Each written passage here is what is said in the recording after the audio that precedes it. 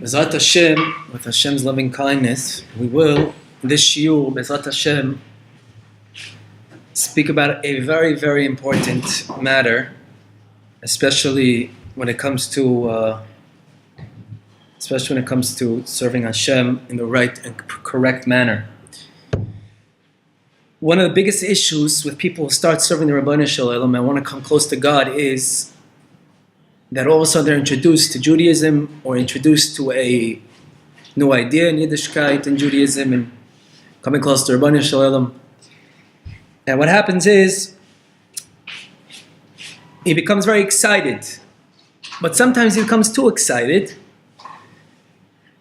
And when things become too excited, usually it explodes in the end. And it's not a very, very good, the outcome is not that great. Now let's explain what I mean. Rabbi Nachman of Breslev writes in Likutei Moharan, Chelek Aleph Torah Memtet. He says like this. No, before Rabbi Nachman of Breslev. There's a sefer that's called Tal Orot that Rabbi Meir Spielman, who was a tremendous mekubal, tremendous kabbalist from the 1800s, writes in the beginning of his sefer. He says, his sefer he wrote on Eitz Chaim, which is an Arizal. He writes, the first thing you have to understand about learning Kabbalah is that God has the power to do everything and anything and everything and anything. What do I mean to say is, Hashem can do any paradox, Hashem can do every single thing that makes no sense to you. Like Rabbi Nachman of Breslev writes in one of his form, that Hashem has the power to make a triangle a square. Meaning that how is that possible? If it has three, how does something have three sides and it's a square? The answer is because that logic he created himself. Rav Spielman writes further that Hashem could have created the world in an infinite amount of ways in any way he wanted.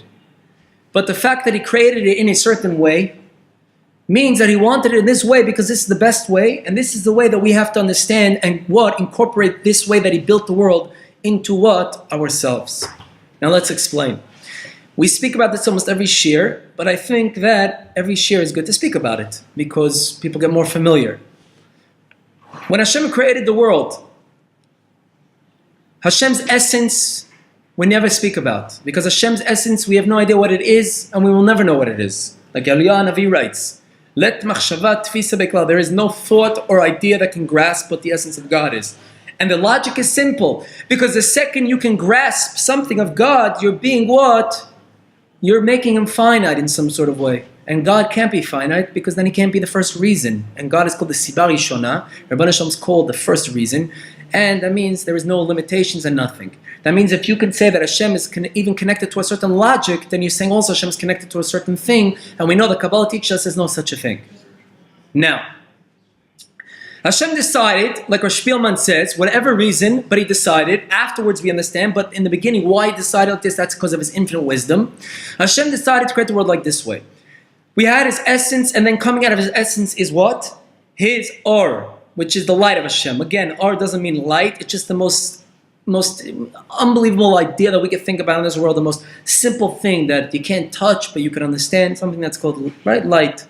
Usually when we talk about spirituality, we think about lights and all that.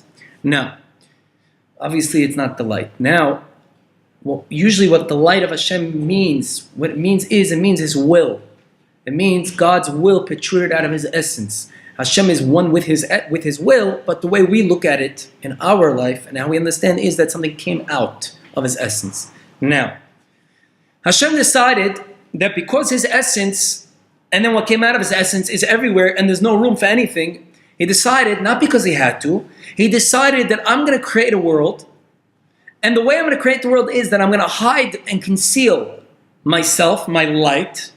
There's a question if it means His essence or His light. That's a big to do in Kabbalah. We're not going to talk about it, but let's go with the simple way that most people learn. The Arizal is two places that one way looks like this, one way looks like that. The Balatanya, the Leshem, everybody speaks about it, but let's go with the simple way. What it means usually is that He's met what? He concealed, he constricted his light, his infinite light, and he made room. The infinite light was what? Was constricted to the sides. What came out was a circle. Now the circle that was left was void of anything, even though in Kabbalah teaches us there was some sort of that was left.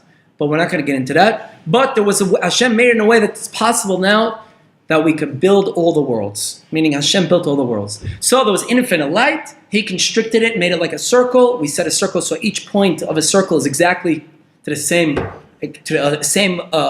merchak, the same distance as from the light that's surrounding it.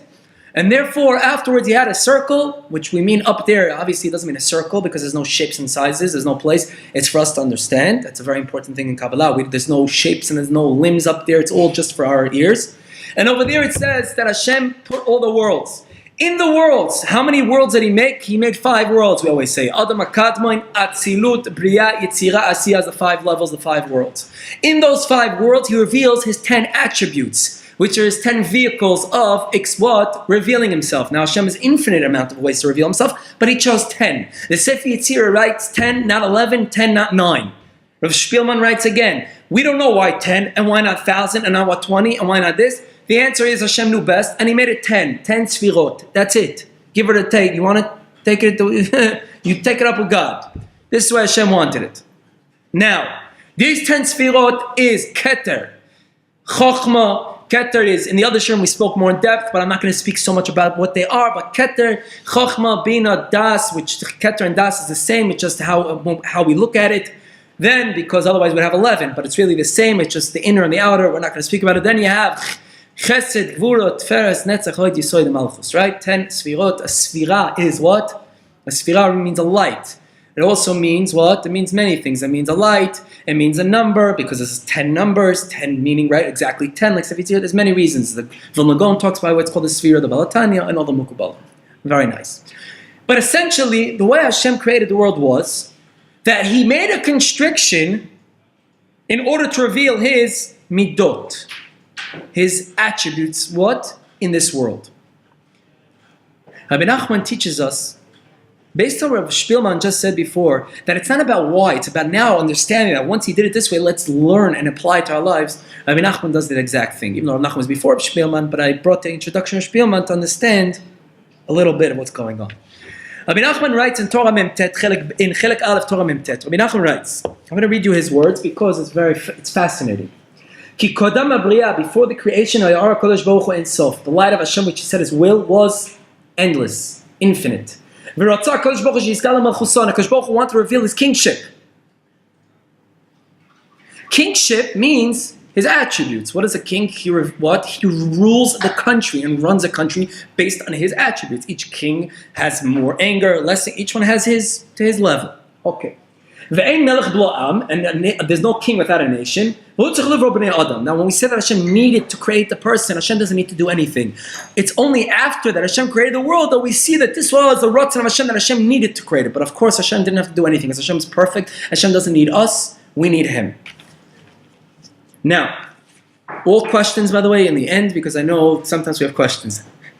Love you, brother. My man. But you can't grasp kingship without attributes, right? Like we just said. So what Hashem did was, He constricted His His Ratzon, therefore there was room, and He revealed what? The worlds. But really the worlds represent the Sfirot, which we said are the Midot. Midot are the attributes. So how does Hashem reveal His attributes? By hiding Himself, essentially. Because when He constricted Himself, He concealed Himself. What does Olam, world, come from? It means Helam. It means missing. What's missing from the world? God. That's from our point of view. Meaning, from our point of view, we don't see God in this world. And then the higher we go, we see Him more and more. The way Hashem built the world and the nature of the world is that Hashem, the lower you go, the less godliness you see. Before He created the world, there was only godliness. So there was no room to reveal His characteristics, which is His kindness and His strength and so forth. Now let's explain. Rabbi Nachman writes, let's continue. And he constricted his light to the sides, and what remained was an empty space. And between, in this empty space, he created all the worlds like we just said. These worlds are his midas. What does Rabbi Nachman mean that these are his midas? Because we said the worlds are representing the sfirot, and the sfirot are the midot. They're the vehicles of Hashem dresses himself up, because Hashem is not his midot. He reveals himself through his midot. Now, let's continue. Now, the problem is, what happens is, Rabbi Nachman says like this now. When a person all of a sudden wants to come close to Hashem, what happens? He gets he becomes a flame. He wants to jump and become close to Hashem in one instant. What is that like? That's infinite. That's called Ein Sof. Where does that exist? In the heart of a Jew. Every heart of a Jew, every heart, in the premise of the heart, of the lev, of every Jew wants to connect to Hashem to the deepest level, which is Ein Sof, endless. Because if God's endless, then your rotzen to your will to connect to Hashem is endless, right? Simple logic. Rabbi Nachman writes, if your will to connect to Hashem is endless inside your heart, what happens? Then you become like before the worlds were created, which is endless, when the light of Hashem was endless. But we said when the light of Hashem is endless, the way Hashem made up the world is, then he couldn't do anything. Hashem made it in it. Hashem could do anything, but again, the way he revealed himself is that Hashem made it that the only way he can reveal is by, it's called hadraga, which is, he leveled it. The highest world has this amount of light of Hashem. The next world, this amount. The next world, this amount. It gets lower and lower. The more Hashem, by Hashem concealing himself, the more he's concealed, the more he's revealing, the more we could accept from him. Right? That's the point. There's room for us. The problem is, but if a Jew becomes in the mindset of before the worlds were created, where it's Ein Sof, where he wants to come one with Hashem Ein Sof, then what's going to happen?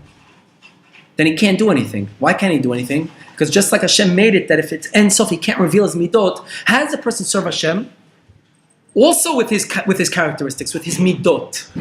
What's a midah? When I serve Hashem with what? With love, with fear. All these things are also my vehicles, because we said one time that the 10 sfirot that are in the 5 worlds are also in me, and that's how I reveal my godliness. That's how I reveal my will to serve Hashem. But I have the same problem. If I'm infinite will, then I don't have that empty space inside of me to reveal that will. So the problem is, what happens? What happens? No avodat. No avodat. What happens? Explosion. Everything becomes what? Explodes in your face. Many Baal Tshuvas, they become very into Yiddishkeit, and then 2 months later you see them back with four tattoos. Now the whole body's tattooed up. What happened? Because that or that they didn't know how to what? To use it in the right way, which you'll explain how to. And what happened was they took it to the wrong place. And when we know that if a Jew, we know that the Jews have so much strength. I heard one time from Rav Erez, Rav in Breslev, he said that Jews could be the best people or the worst people. He said one time, the Jews go to the hotels, the hotel managers know that the pillows are gone, the soaps are gone, everything's gone. The Jews, if they don't only use it in the correct way, they take the most extreme. They could be the worst. The biggest mafia, the gangsters, right? Mayor Lansky, all the ones, all Jews. Jews are the problem in the world. But chas v'shalom, we know, we love the Jews. But the point is, if we don't use it in the correct way, then we're not doing it what we're supposed to. Because we become... Wait a second. That's right. But wait 1 second. We're very bold in what we do. That's right. But so the problem is, what's the problem? The problem is because it's Ein Sof, so we don't know. Hashem made it that we have to conceal, we have to constrict our light, which is that flame that we want to serve Hashem. We have to constrict it like what? Like Hashem constricted His own kaviyachol. Now, therefore, a person has to understand when he wants to come close to Hashem, and his heart wants complete, he also has to use his mind. Why does he have to use his mind? Because through his mind teaches him how to, right? Also in Chabad, what's the whole thing of Chabad, Hasidut Chabad? To rule the heart, the mind to rule the heart. But really, this is the same thing. Rabbi Nachman is teaching us that if your mind is not going to rule your heart is just going to explode. We know also, by the way, that if Hashem put a little bit more light, the way He did it, again, Spielman says He could do whatever He wants, but the way He did it, if a little bit of or too much went into one world, everything would explode. The same thing, Hashem knew exactly how to constrict. We have to know how to constrict this wanting Hashem. Even though, yes, every job of a Jew is to want Hashem always, but he has to know to constrict himself. That means, it sounds like a paradox, but it's not. Because this is the way Hashem created the world. Hashem wants you to run after Him, but in a certain way. Now let's explain. Let's explain now. By the way, there's a pasuk in Tehillim. It says, "Libi chol bekirbi." Person, David HaMelech says, "My heart, libi chol bekirbi." David HaMelech was saying, "Make my heart should be what? Empty, empty." Because David HaMelech knew that if his heart didn't have that emptiness that Hashem made, also, then he wouldn't be able to serve Hashem because he would just explode and everything would become chaos. It's called chaos.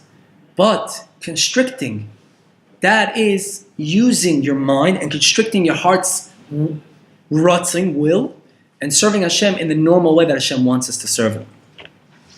What's interesting is, I saw a piece of Rabbi Nachman of Breslev one time in Likutei Halachot, Chelek Yoredea, Hilchos Nedorim U'Shvuos Halacha Gimel. Rabbi Nachman writes something amazing over here. He brings down what we just spoke about from Rabbi Nachman, and then he says something amazing. He says,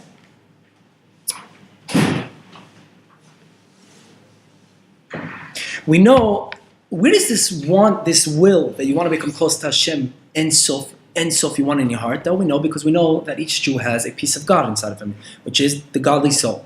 That godly soul always wants to go back to its root. If it always wants to go back to its root, what happens? It wants to keep on going back infinite amount. So we have a problem. Because if it wants to go back infinite, then chaos happens. The way Hashem built the world, it has to be constricted, everything constricted. Question is, so what do we do? What do we do? Rabbi Nachman writes, that's where the Torah comes in. If you ever realize that Torah Kedosha is God, it really represents God's infinity. But the Torah Kedosha itself is what? Constricted. What do I mean by constricted? Constricted and it's not constricted, meaning it's infinite because it's God, but it's constricted in the way we keep it. How many mitzvot are there? 613. Person could say, why does Hashem give me mitzvot? Why does Hashem give me mitzvot at all? I have a better idea. Let me just seriously think of God all day and not do mitzvot and not do any. Why? Sometimes when you're doing a mitzvah, some mitzvot, you don't even think of Hashem. When you're helping somebody, you're not thinking about Hashem, you're helping the person. What do you mean you're helping the person? But I could do better. I could seriously sit here all day and meditate. Yud Kei Vav Kei. I could go to India and I could sit there and meditate on some word that they give me. Isn't that greater? The answer is, so obviously over there it's all false. But I'm saying even in the correct way. Let's say you took real Shem Hashem and sat in the Jerusalem forest over here. Yud Kei Vav Kei.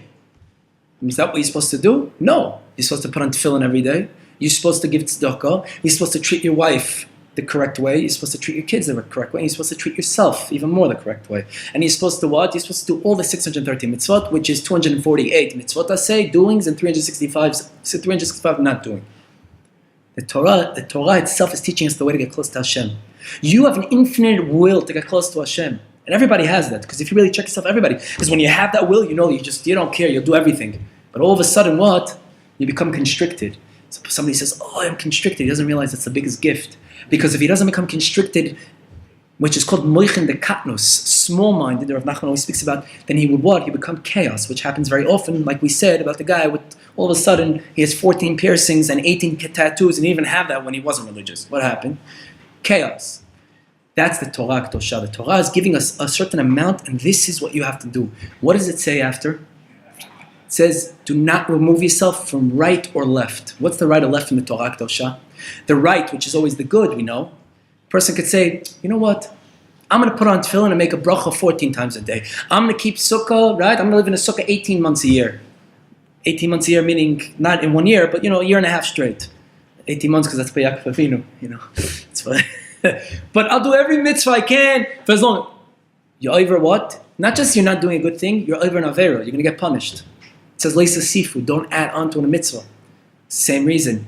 You have to constrict yourself. You can't go become a Looney Tune. It's Looney Tunes. That's what it is. The left, what's the left side? Left side is also the what?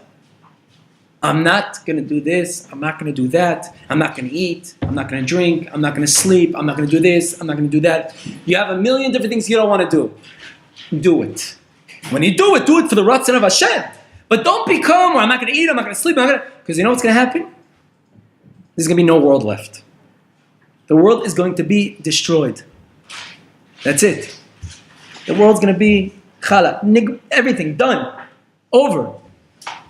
What's the nekuda over here? The nekuda is when a person wants to come close to Rabbanu Shalom. The Torah is teaching you, you want to become with the Torah Sof. But the Torah Sof also was what? Metzamtzem. What? It constricted it orobet, the light. So what happens? You have to do the same thing. How do you constrict yourself? By doing 613 mitzvot, that's it. You're going to do 614, and you're not going to take on all your different things that you do. Which is interesting because when somebody takes a neder, it's called chokhmah pliyah. Why is it called chokhmah pliyah? Why is it called that? Because in essence, it's really a wisdom. It's amazing. The Torah gives you a right because the Torah says that you shouldn't l'sasur yamin, but the Torah gave you a right here and there. But also, if you see certain halachot, you can't take on extra things. You can't take on. I'm never going to eat any fruits in the world. If you say I'm not going to eat this fruit, it's one thing, but you can't take them. Why? Because it's too much. It's too much. You're doing too much. The Torah is teaching you that you don't become a Looney Tune. Literally, don't about tshuva. Why I'm bored? I have lights and all these things. I'm amazing. And 3 months later, dude's off the wall. What happened? Chaos. He lost his mind. Why? Because he didn't follow a Torah Tosha. He didn't follow a tzaddik. He didn't follow the words of the tzaddikim, which teach us everything has to be ba'adraga, which means what? Which has to be, you have to conceal that will of Hashem. I want Hashem so much to conceal it to what? To level it out. That is what every Jew has to do. Now, let's explain something. Do you know that, by the way, Rabbi Nachman of Breslev writes in 2 places, Torah Bet, Elukutei Moran Alif, and Torah Ayin Be, Elukutei Moran Alif, 2 Torot. Rabbi Nachman says an amazing thing. Rabbi Nachman says that sometimes Yetzer Hara comes and dresses himself up in mitzvot. Tzaddik. Rabbi Nachman calls him a malach levana. That's what he calls him, malach levana. That's what he writes. It's Hashem malach levana. Torah. What do you mean a white angel? He comes, he dresses up, and he's beautiful, and he says, do this, do that, do this, and do that. What do you mean do this and do that? What's the problem? I should. Because he comes and he tells you, take on everything at one time, don't constrict yourself, and then he knows, because what does he know what's going to happen? Pitzutz. Everything's going to blow up, and they become into chaos. That's what's going to happen. What happened with Chet Adam Arishon? If you look in the Kitvei Ari, the Arizal talks about this amazingly. He talks about what happened was, Adam Arishon, the Leshem, first of all, let's explain, the Leshem was Rabbi Eliashiv's grandfather. He writes in Chelek HaBirurim, Chelek HaDeah, he writes in the second Chelek of his 4 volume, which is one of the biggest kabbalistic svarim, it's amazing deepness and all that. He writes, Adam Arishon was on such a high level that he was in the Olam Atzilut. He was in such a high level. It means, where was he? We know that his head was to the sky and his feet on the ground. His mind, his da'at, his asaga elokit, his godly knowledge was in the Olam Atzilut, but his feet were on the ground because Hashem wanted him to take his godly knowledge and to what? And to work the ground. What's the ground? We know that Etz is really the ground, means the Torah, means the Neshamot. That's what the Arizal teaches us. We're not going to get into that, but my point is, he was on such a high level. Question is, so how did he mess up? How do you mess up? Imagine, Olam Atzilut, you're on the highest level, and they tell you one simple thing, don't eat from a tree. Your eye sees an apple, it depends. Some say it was grapes, some say it was an etrog. This is what you're avera. We're not even talking about women, we're not talking about money, we're talking about a fruit. You know what I mean? Then there's another thing, another question. The Nachash comes to Chava, and he says to her, Chava, Bono Shalom said not to eat from this tree. Why? Because God, Hashem's power is so great, you're not going to be able to handle it. But if that's true, so why can't you eat from all the other trees? So Chava answers, if you look in the Pasuk, she answers something, she answers something amazing. It sums up everything here. She says, God, Ribbono Shel Olam, told me not to touch the tree and not to eat from the tree. Where did God say not to touch the tree? Hashem said, don't eat from the don't eat from the tree of knowledge. Don't eat from the tree of knowledge. Where did it say don't touch? The answer is, this is the problem. From these 2 things, these 2 questions will come to the answer. The answer is, because when the Rebbono Shel Olam told Adam Arishon, now that he has to be metaken and do his work, which is Torah and all that, Adam Arishon said to himself, not just that I want to serve Hashem. Adam Rishon, the question is, he didn't have a Yetzer Hara, right? The 2 questions is on Adam Rishon. I apologize, I missed one question. Adam Rishon didn't have a Yetzer Hara, it says. So how did he do the sin?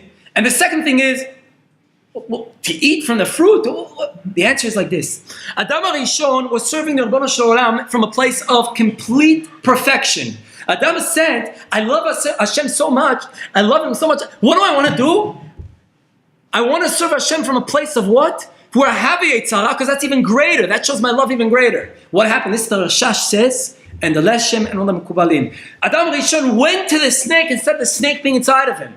He went to the snake because he wanted to battle the snake in order to overrule the snake in order to serve Hashem. What was the problem? He didn't constrict himself. He wanted too much. What happened? Chaos. He messed up.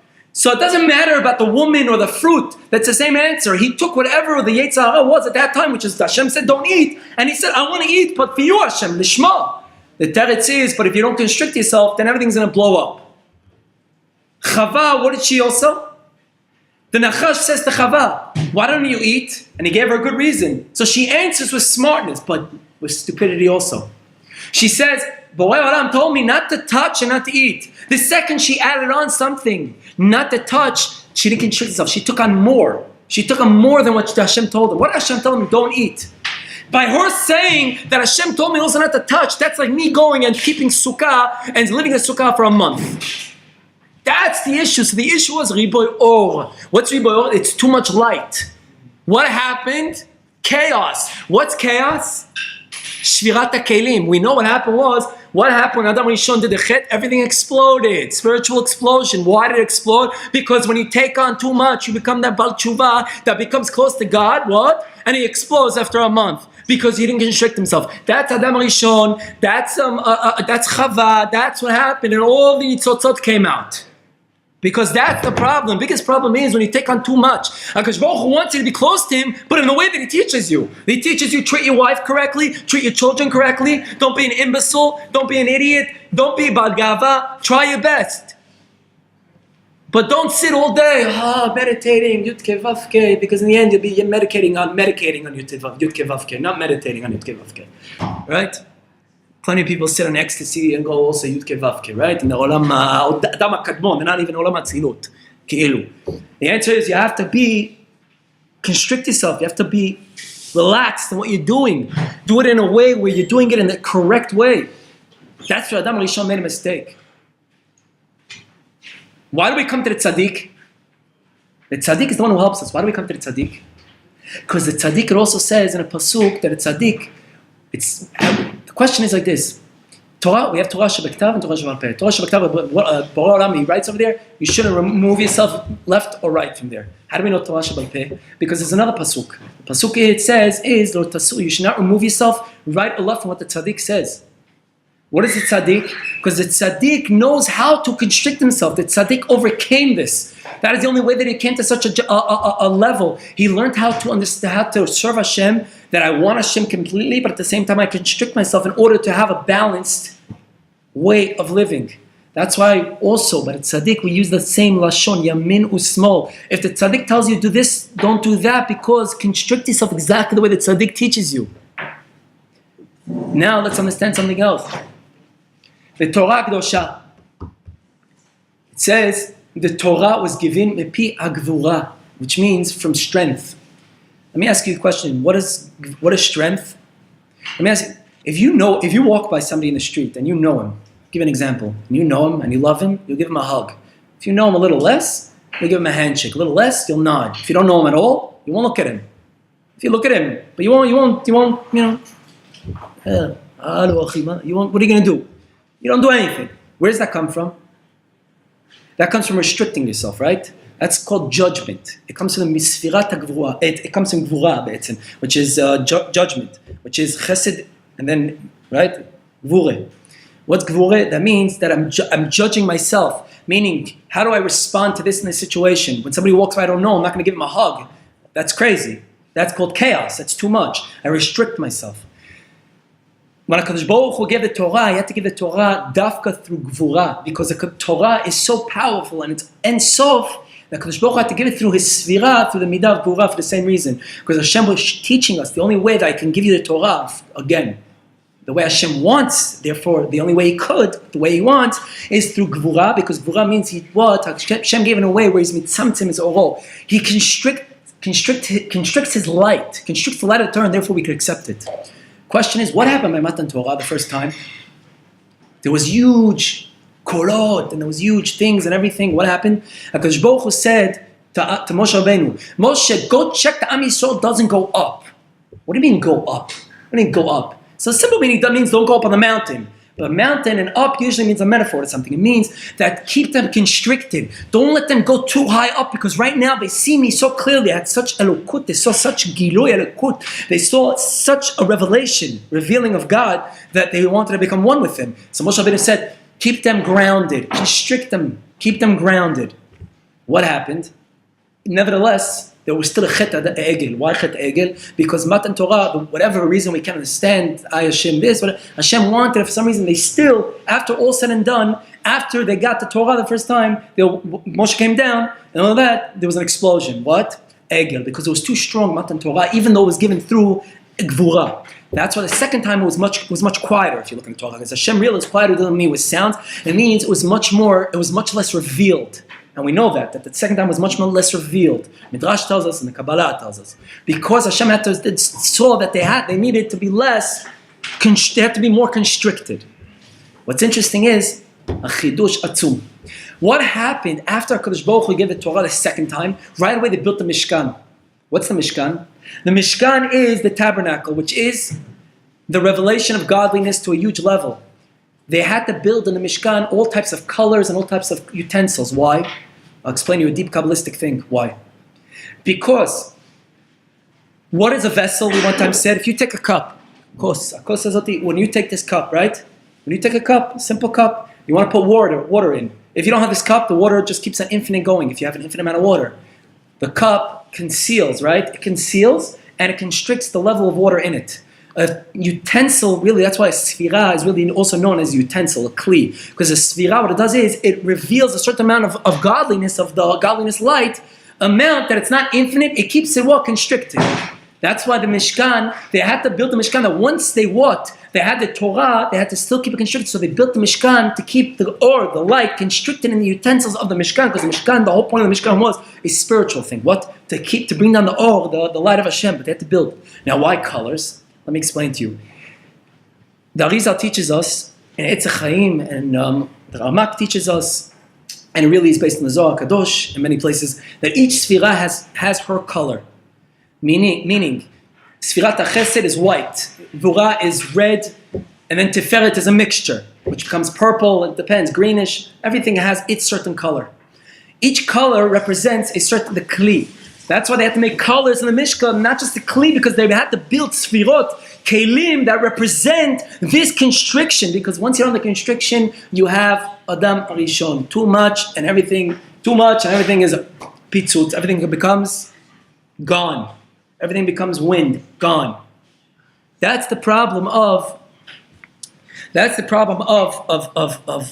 not constricting ourselves, not serving Hashem in the right way. We have to learn that also the Torah tells us 600 to constrict us. The way the Torah was given is to constriction.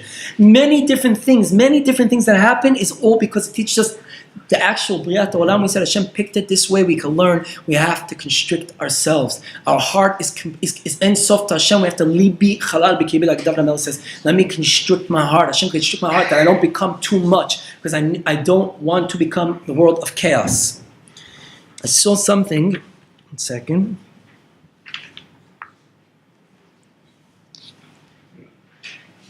I saw one piece from Rabbi Nachman that I saw another piece of Rabbi Nachman I liked. I mean, everything I liked from Rabbi Nachman, but I want to say over. Rabbi Nachman says that's why Torah Shebal Peh is what happens in Torah Shebal Peh. Each generation, what happens in Torah Shebal Peh? Each generation it comes less. There's more Sfarim, and there's more. First there was Torah, then there was Mishnah, then the Gemara explaining Mishnah, and then explaining this, and then explaining this, and explaining this, and each one keeps explaining more and more and more, and each one explaining more and more, and each one explaining more and more. Endless explanation, more and more explaining.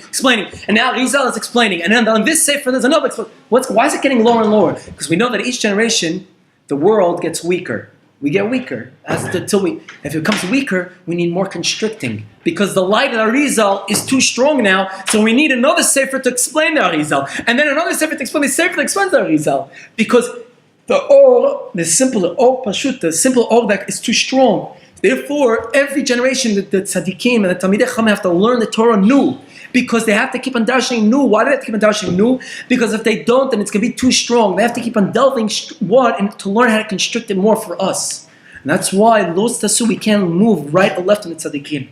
The job of every yid is, you come close to Rabban Shalom, you want to serve the Rabban Shalom, everything's great, everything's beautiful. But if you take on too much, and too much doesn't mean in kamut, in abundance. It also means echut. You don't have to. It doesn't have to be perfect.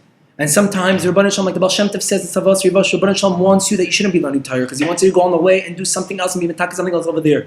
Don't say, I could be learning and this and that. Then learn a Kabbalah all day, learn Yud Kevav, but that's not the way because you'll end up exploding. You need to learn everything and you have to do everything exactly the way Hashem, because Hashem knew exact way that we would be able to constrict this light and love for Hashem in order that we retain it, in order that we keep it leveled, just like the worlds are leveled, and it hides, that we build ourselves into a vessel. Our neshama is a clear vessel. The problem is we could break the kli or build the kli. How do we break it? Like Adam Rishon, we take in too much, it explodes the kli. You pour in too much water, the water shoots out after a while. There's no point of the cup anymore. You have to learn to use the cup and pour it to the what? To an amount where it's still in the cup.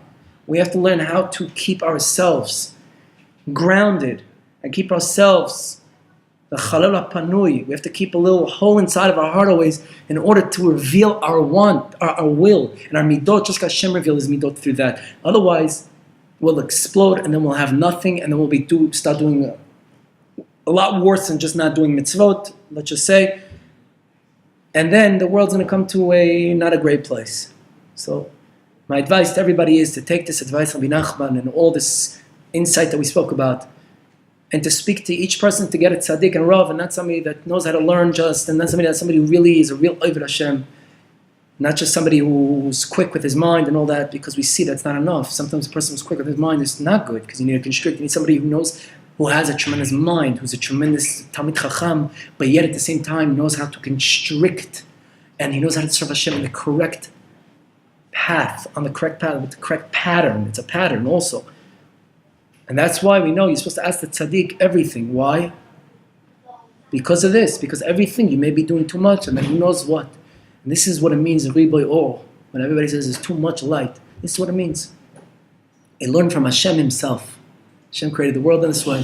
So Mazat Hashem, my bracha is that we should all learn to learn how to learn this derech, this way. And Bezat Hashem, through that, we'll be able to retain this or and be able to give it to others in the correct fashion. And through that, build a beautiful world.